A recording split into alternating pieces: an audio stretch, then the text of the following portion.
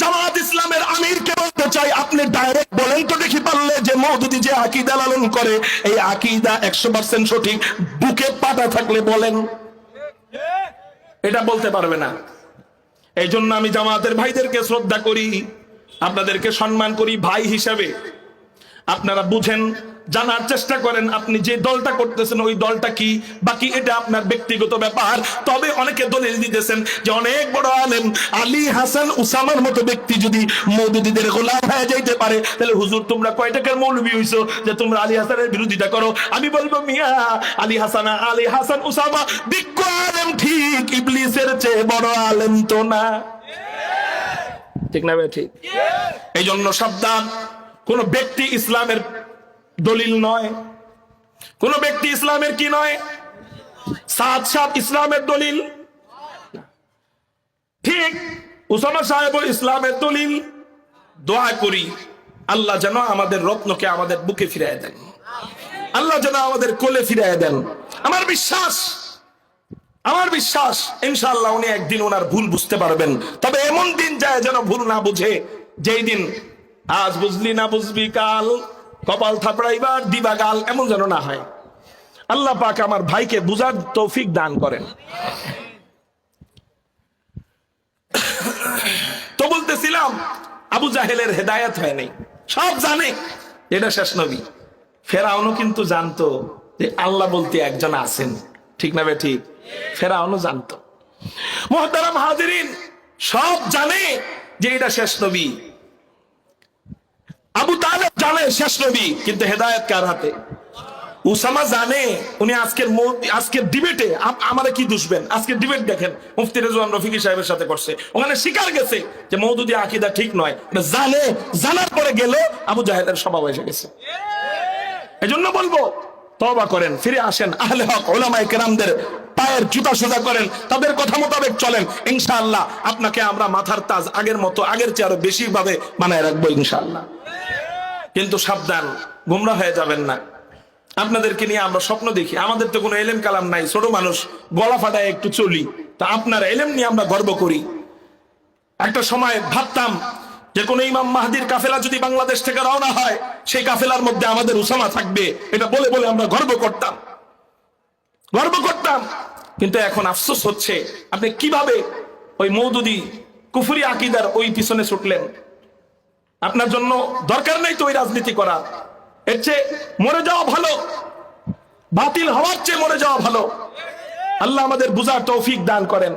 ভাই, যারা না বুঝে গেছেন আপনাদেরকে আমি রাগ করব না, আঘাত করব না। আপনাদের এলেম নাই, গেছেন, এটা আপনাদের ব্যাপার। কিন্তু আমাদের ভাই যদি চলে যায়, এটা বলা আমাদের হক। যারা এলেম আছে সে কেমনে গেল? আপনারা যারা জানেন না, গুগলে সার্চ দিবেন, সার্চ মওদুদির ভ্রান্ত আকীদা, কি লিখবেন বলেন? মওদুদির ভ্রান্ত আকীদা সার্চ দিয়ে আপনি দেখবেন, ওখানে লেখা আছে। প্রত্যেক পৃষ্ঠার সাথে মিলাইবেন, আপনি যায় দেখবেন মওদুদির সাথে জামাতের সাথে আমাদের মূল দ্বন্দ্বই ওই জায়গায়। যারা নবীদেরকে মাসুম মানে না, নবীরা ভুল করতে পারে, গুনাহ করতে পারে, এই কথা ওনারা বলে, এবং সাহাবায়ে কেরামদের বিরুদ্ধে ওনারা কলম ধরে। একটা হাদিস সাহাবী ছাড়া বর্ণনা করা সম্ভব না। অতএব সাহাবীকে যদি কেউ সন্দেহ করে, তাহলে হাদিসেও সন্দেহ আসবে। সাহাবীকে কেউ সন্দেহ করলে কোথায় সন্দেহ আসবে? হাদিসে। আপনি একটা হাদিস সহিহ না জয়ীফ না জাল, আপনি সাহাবায়ে কেরাম ছাড়া এই হাদিসটা তো বলতেই পারবেন না। হাদিসের অস্তিত্বই তো নাই সাহাবায়ে কেরাম ছাড়া। শুধু হাদিস না, কোরআন শরীফ আছে এখানে? নাই। কোরআন শরীফ চিনেননি আপনারা? এই কোরআনটা এই পর্যন্ত আসছে কাদের মাধ্যমে আসছে? কিসের মাধ্যমে আসছে? কম্পিউটার কয়দিন ধরে হয়েছে? এই কোরআন আসছে নবীজির পর থেকে এই পর্যন্ত সাহাবায়ে কেরামদের লিপিবদ্ধর দ্বারা। নবীজি কোরআন লেখছে, নবীজি কোরআন লিখে রাখছে। নবীজিকে আল্লাহ পাক লেখার যোগ্যতাটা দেন নাই বলে নবীজিকে উপাধি দিয়েছেন উম্মি নবী। কি নবী? উম্মি নবী। কারণ নবীজির জন্য লেখার যোগ্যতাটা নাই বলেই এটা নবীজির মুজিজা। লেখা যদি উনি জানতেন, তাহলে মানুষ বলতো এ তো শিক্ষিত, এই জন্য এরকম কোরআন বানাইছে। কিন্তু আল্লাহ নবীজিকে ছোট্ট সময়ের থেকে লেখা থেকে দূরে রাখছেন। এজন্য নবীজি কোরআন তেলাওয়াত করতেন, সাহাবায়ে কেরাম ওই কোরআন তেলাওয়াত শুনতেন, শোনার পরে মুখস্থ করতেন, হেফাজত করতেন, লিখে রাখতেন। এখন যদি সাহাবায়ে কেরামকে বিশ্বাস না করি বা তাদেরকে ভুল মনে করি, তাদেরকে মেয়ারে হক তাদেরকে মেয়ারে হক হিসাবে না মানি, তাহলে তো এই সন্দেহ একটা সময় এসে পড়বে যে তারা আবার দুষ্টামি কইরা কোরআনের কোন আয়াত রে পাল্টায়া নিজেদের মতো ঢুকাইলো কিনা। এই সন্দেহটা আসবে না? মনে করেন আমি সাহাবায়ে কেরামের দোষ ত্রুটি তালাশ করি, আমি মনে করেন, আল্লাহ মাফ করুক, আমি মনে করেন সাহাবায়ে কেরামের দোষ ত্রুটি তালাশ করি, তাদেরকে আমি বিশ্বাস করি না। আল্লাহ যে বলছেন আমিনু কামা আমানান নাস, তোমরা ঈমান আনো সাহাবীদের মতো, আমি এটা বিশ্বাস করি না। মনে করেন আল্লাহ যে বললেন সাহাবায়ে কেরামদের প্রশংসা, মুহাম্মাদুর রাসূলুল্লাহ ওয়াল্লাযীনা মাআহু আশিদ্দাউ আলাল কুফফার রুহামাউ বাইনাহুম তারাহুম রুকআন সুজদান ইয়াবতাগুনা ফাজলাম মিনাল্লাহি ওয়া রিজওয়ানা। আল্লাহ সাহাবায়ে কেরামের উপর খুশি, আল্লাহ বলতেছেন রাদিয়াল্লাহু আনহুম ওয়া রাদু আন, তারা আমার উপর খুশি, আমিও তাদের উপর খুশি। তা আল্লাহ যাদের উপর খুশি এরা নিঃসন্দেহে জাহান্নামী। আল্লাহ যাদের উপর খুশি, এটার প্রমাণ হাদিসে আসতেছে না কোরআনে? যেখানে ডাইরেক্ট কোরআনে প্রমাণ, এটা যে বিশ্বাস করবে না এর ঈমান আছে না? তো আল্লাহ সাহাবায়ে কেরামদের উপর খুশি, রাদিয়াল্লাহু আনহুম, আল্লাহ তাদের উপর খুশি, ওয়া রাদু আন, তারাও আল্লাহর উপর খুশি। তো এবার এত কিছু বুঝার পরেও, আল্লাহ তাদের উপর খুশি থাকার পরেও আমি মওদুদি এর উপরে খুশি না। আচ্ছা ঠিক আছে, এবার তাদের উপর যদি আমি খুশি না থাকি, তার মানে তাদের উপর আমার সন্দেহ, তাদের উপর আমার কি সন্দেহটা যখন আসবে, তখন আমার ভিতরে এই চিন্তাও আইসা যাবে যে হেরা কি কোরআনের কোন আয়াত নিয়ে আবার পলিটিক্স করে আমাকে মতো মুনাফিকি করে নিয়ে আবার কোন আয়াত ঢুকাই দিল। ঠিক না ভাই? ঠিক। এই সন্দেহ আসাটা স্বাভাবিক না অস্বাভাবিক? স্বাভাবিক। এই জন্য সাহাবায়ে কেরামদেরকে যারা বৃদ্ধাঙ্গুলি দেখায়, তাদের সাথে আমাদের কোনো সম্পর্ক নাই। হয়তো হইতে পারে রাজনৈতিক সমঝোতা, সেটা আলাদা, যে তুমি যে জায়গায় দাঁড়াইবা সেই জায়গায় আমি দাঁড়াবো না, আমি যে জায়গায় দাঁড়াবো তুমি দাঁড়াইও না, এটা রাজনৈতিক সমঝোতা। এটা আর আকীদা লালন করা, তাদের দলে ঢুকে যাওয়া কোনোদিন এক না।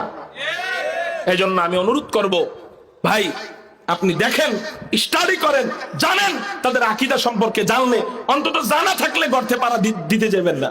ঠিক না ভাই? ঠিক। আল্লাহ আমার ভাইকে বুঝ দান করেন, বুঝার তৌফিক দান করেন, আমিন। মুহতারাম হাজিরিন, আমার সময় ছিল 10টা পর্যন্ত, সময় শেষ। আমি অল্প সময় আমার কথা বলে আমার বয়ান গুছিয়ে ফেলতেছি। মুহতারাম হাজিরিন, তো আমরা যেই প্রাণীকে বা যেই বস্তুকে, যেই জড় পদার্থ বস্তুকে মনে করি ও কথা বলতে পারে না, কিন্তু ওরও জান আছে, ওরও রূহ আছে। ঠিক না ঠিক? ও আল্লাহ পাকের জিকির করে, কোরআনের এই আয়াত প্রমাণ করে, কোরআনের এই আয়াতের দাবি যে ও আল্লাহ পাকের জিকির করে। তার মানে বোঝা গেল এই মরা খেজুর গাছ, এই মরা খেজুর গাছ আল্লাহ পাকের জিকির করে। এই মরা খেজুর গাছ আল্লাহর সাথে কথা বলে। মুহাদ্দিসিনে কেরাম ব্যাখ্যা করেন, এই মরা খেজুর গাছ আল্লাহর কাছে দোয়া করলেন, ও মাওলানা কারীম আল্লাহ, নবীজি আমার পিঠে এলান দিয়ে খুতবা দিতেন, আমি নিজেকে নিয়ে গর্ববোধ করতাম। আজকে নবীজি মিম্বার পায়া আমাকে রেখা দূরে সরে গেলেন। ও মাওলানা কারীম আল্লাহ, নবীজি যেখানে চলে গেছে সেখান থেকে আমার কাছে টাইনা আনার সাধ্য তো আমার নাই, সামর্থ্য তো আমার নাই, কারণ তোমার রাসূলের যেই চাওয়া, সেই চাওয়ার বিপরীত তো তুমিই করো না, আমি কেমনে করব? ও মাওলানা কারীম, অতএব আমি নবীজিকে আমার কাছে আনতে চাই না। তবে আল্লাহ, আমি যে রাসূলকে ভালোবাসি, রাসূলকে যে মহব্বত করছি, এই মহব্বতটা যদি একটু বুঝাইতে চাই, এতটুকু কি আমার অধিকার নাই? কে বলতেছে? কারে? আল্লাহ। নবীজিকে আমি আনতে যাব না, কারণ নবীজি যেখানে গেছেন সেই জায়গার বিরুদ্ধাচরণ আমি করতে পারবো না, কিন্তু আমি যে নবীজির ভালোবাসছি, ভালোবাসাটা বোঝানোর মতো অধিকারটুকু কি আমার নাই? আল্লাহ বলেন, কি বুঝাইতে চাস বল? ওই মরা খেজুর গাছ আল্লাহকে বলে, আল্লাহ, ও মাওলানা কারীম আল্লাহ, তুমি আমারে মাফ করে দাও না। মরা খেজুর গাছ আল্লাহকে বলতেছেন, আল্লাহ তুমি আমার দোয়া কবুল করে নাও। কি দোয়া? কয় কিছুক্ষণের জন্য আমার জবানটা রাসূলের মহব্বত বোঝানোর জন্য খুইলা দাও। কালকে বাড়িতে যায় সুবহানাল্লাহ লাগবে। মুহাদ্দিসিনে কেরাম বলেন, আল্লাহ ওই মরা খেজুর গাছের দোয়া নবীজির উসিলা কবুল করলেন। আল্লাহ ওর জবান খুইলা দিলেন।